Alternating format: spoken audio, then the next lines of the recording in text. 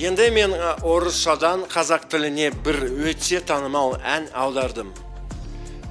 Бұл қандай ән тауып алыңыздар және қалай шықты пікірлерге жазып беріңіз. Мақұл ма? Дауалды тыныштық, әдеттегі өтірік.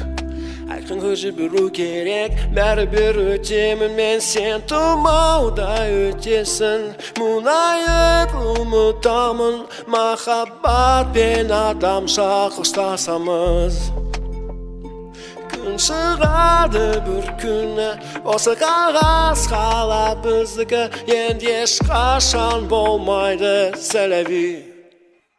Менің махаббатымды әушарындай босат, жат күтпе өткені бола алмай жағасы.